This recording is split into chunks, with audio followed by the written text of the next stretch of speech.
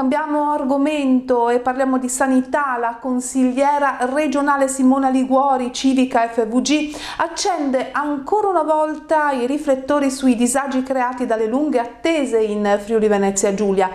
Liguori segnala un caso di un cittadino che avrebbe dovuto fare una ecografia a 10 giorni e che non ha trovato disponibilità nelle strutture pubbliche prima di 6 mesi. Sentiamo le parole della consigliera ai microfoni di Friuli TV24. Aggiornamenti in tema liste di attesa in Friuli Venezia Giulia.